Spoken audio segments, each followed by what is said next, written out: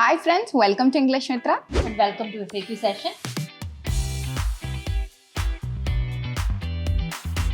അപ്പോൾ ഇന്നത്തെ FAQ സെഷനിൽ നമ്മൾ നിങ്ങൾ ചോദിച്ചിട്ടുള്ള കുറച്ച് ഡൗട്ട്സ്, അതായത് നിങ്ങൾ നമ്മുടെ അടുത്ത് യൂട്യൂബ് കോമന്റ് സെക്ഷനും ഇൻസ്റ്റാഗ്രാമിലൊക്കെ ചോദിച്ചിട്ടുള്ള സംശയങ്ങൾക്ക് മറുപടി ആയിട്ടാണ് നമ്മൾ വന്നിരിക്കുന്നത്. നമുക്ക് സ്റ്റാർട്ട് ചെയ്താലോ? ഫസ്റ്റ് ക്വസ്റ്റ്യൻ ഷെഫിന് ചോദിക്കില്ലേ? She has medicine regularly എന്ന സെന്റൻസിൽ പ്ലൂറൽ വന്നാൽ എങ്ങനെ പറയും? സോ ഈ ക്വസ്റ്റ്യൻ കംപ്ലീറ്റ് അല്ല. She has medicine regularly plural എന്ത് പ്ലൂറൽ വന്നാന്നുള്ളത് പറഞ്ഞിട്ടില്ല. ഇതിപ്പോ രണ്ട് കാര്യങ്ങൾ ഇതിന്റെ അകത്ത് പ്ലൂറൽ ആവാം. ഒന്നെങ്കിൽ മെഡിസിൻ എന്നുള്ളത് അതെ, മെഡിസിൻ എന്നുള്ളത് മരുന്ന് കഴിക്കാറുണ്ട് സ്ഥിരമായിട്ടെന്നാ, അത് മെഡിസിൻസ് ആകാം, മരുന്നുകളാകാം. അപ്പൊ അങ്ങനെയാണെങ്കിൽ ഷീ ഹാസ് മെഡിസിൻസ് റെഗുലർലി, ഒരു എസ് ചേർത്ത് കൊടുത്താൽ മതി. ഇനി അതല്ല, ഒന്നിൽ കൂടുതൽ ആളുകളുടെ കാര്യമാണ് പറയുന്നതെങ്കിൽ, ഉദാഹരണത്തിന് ദേ, യു, വി അല്ലെങ്കിൽ ഐ ഒന്നിൽ കൂടുതൽ അല്ലെങ്കിൽ പോലും നമ്മൾ ഈ ഒരു സാഹചര്യത്തിൽ പ്ലൂറലായിട്ടാണ് കൺസിഡർ ചെയ്യുന്നത്. അപ്പൊ അങ്ങനത്തെ കേസിലാണെങ്കിൽ എങ്ങനെ പറയാമെന്നുള്ളതാണ്.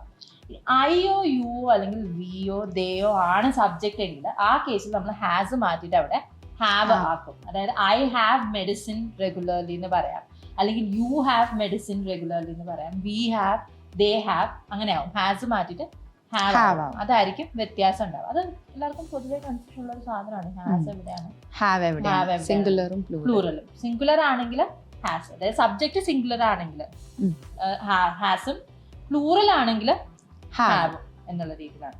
നമുക്ക് അടുത്ത ക്വസ്റ്റ്യൻ നോക്കാം, അത് ഞാൻ ചോദിക്കാം. ഓക്കെ, അടുത്ത ക്വസ്റ്റ്യൻ ആണ്, നമുക്ക് രണ്ടുപേർക്കും ഒരേ സ്ഥലത്തേക്കാണ് പോകേണ്ടത്. ഇതെങ്ങനെ ഇംഗ്ലീഷിൽ ചോദിക്കാം? നമുക്ക് രണ്ടുപേർക്കും ഒരേ സ്ഥലത്തേക്കാണ് പോകേണ്ടത്. Both of us want to go to the same place. അല്ലെങ്കിൽ we want to go to the same place. അതെ, രണ്ടും പറയാം. Both of us എന്ന് പറയുമ്പോൾ നമ്മൾ രണ്ടുപേർക്കും എന്നുള്ള അർത്ഥത്തിലാണ്. We എന്ന് പറയുമ്പോൾ നമ്മൾ എന്നുള്ള അർത്ഥത്തിലാണ്, നമുക്ക് എന്നുള്ള അർത്ഥത്തിലാണ്. രണ്ടും നിങ്ങൾക്ക് യൂസ് ചെയ്യാം. രണ്ട് ആൻസർ ക്വസ്റ്റ്യന്റെ ഇതനുസരിച്ച് നിങ്ങൾക്ക് ഏത് രീതിയിലാണ് ചോദിക്കാൻ താല്പര്യം എന്നുള്ളതനുസരിച്ച് മാറ്റാം.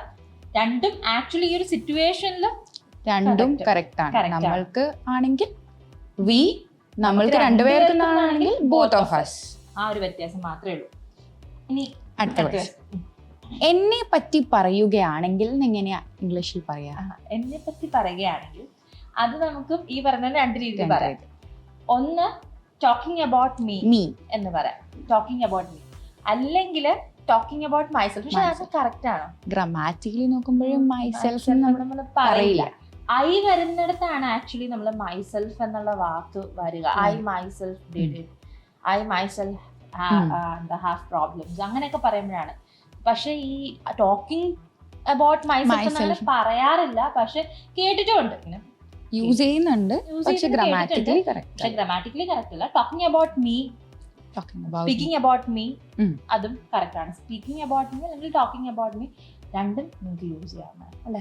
അടുത്ത ക്വസ്റ്റ്യൻ ഷെഫ്നയുടെ വീഡിയോയുടെ താഴെ വന്നൊരു വളരെ വളരെ ഇൻട്രസ്റ്റിംഗ് ആയിട്ടുള്ള ഒരു ക്വസ്റ്റ്യൻ ആണ്. അതായത് നീ ഒരു വീഡിയോ ചെയ്തിട്ടുണ്ടായിരുന്നു, ഇന്ന് പുറത്ത് നല്ല വെയിലായിരുന്നു, അങ്ങനെ അപ്പൊ അതിന് താഴെ ഒരാൾ കോമന്റ് ചെയ്തിരിക്കുകയാണ്, സണ്ണി ഇന്ന് മിണ്ടുന്നുണ്ടായിരുന്നില്ല, അതിനും it was quiet Sunny today എന്ന് പറഞ്ഞാൽ മതിയോ? ഇല്ല, അവിടെ സണ്ണി വാസ് ക്വൈറ്റ് ടുഡേ എന്നാണ് വരിക. അവിടെ ക്വൈറ്റിന്റെ സ്പെല്ലിംഗ് ഡിഫറെന്റ് ആവും. QUITE ആണ് വരിക. ഇവിടെ QUIET ആണ് ഇവിടെ വരുന്നത്. ഡിഫറെന്റ് ആവും. എന്ന് പറയുമ്പോഴത്തേക്ക് വളരെ അധികമായിട്ട് അല്ലെങ്കിൽ വളരെ ഭയങ്കരമായിട്ട് എന്നുള്ള അർത്ഥത്തിൽ, എക്സ്ട്രീം എന്നുള്ള അർത്ഥത്തിലാണ്. ക്വയറ്റ് ഫണ്ണി എന്ന് പറഞ്ഞാൽ എന്താ? ഭയങ്കര തമാശക്കൻ. ക്വയറ്റ് ടേസ്റ്റി, ഭയങ്കര ടേസ്റ്റ് ഉള്ളത്. ക്വയറ്റ് സണ്ണി എന്ന് പറഞ്ഞാൽ നല്ല ഭയങ്കര വെയിൽ എന്നുള്ള അർത്ഥത്തിലാണ്. പക്ഷെ ഈ TE എന്ന് വരുമ്പോഴത്തേക്ക് നിശബ്ദത അല്ലെങ്കിൽ സൈലന്റ് എന്നുള്ള അർത്ഥത്തിലാണ്. ബി ക്വയറ്റ് പ്ലീസ് എന്ന് നമ്മൾ പറയില്ലേ. അപ്പൊ അതാണ് വ്യത്യാസം വരുന്നത്. It was quiet Sunny today എന്നൊന്നും പറഞ്ഞത് സണ്ണി മിണ്ടുന്നുണ്ടായിരുന്നില്ല.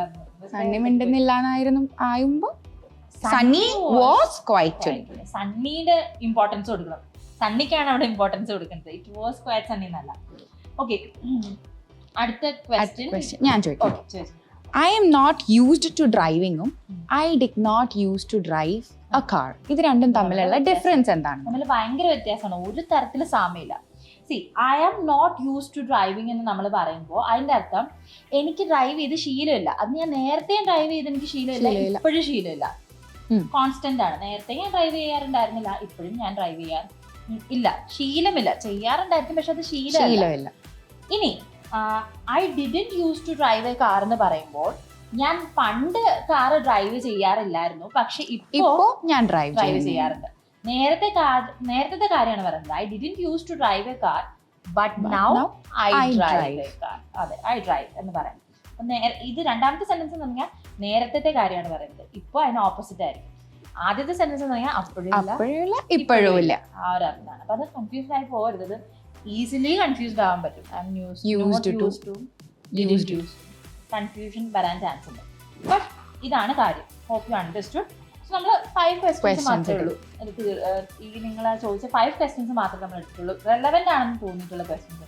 നിങ്ങൾക്ക് ഇനി ഇതുപോലത്തെ സംശയങ്ങൾ വരികയാണെങ്കിൽ ഈ വീഡിയോന്റെ താഴെ കോമെന്റ് ചെയ്താൽ മതി. നമ്മൾ ഉറപ്പായിട്ട് അതിന് മറുപടി നൽകുന്നതായിരിക്കും.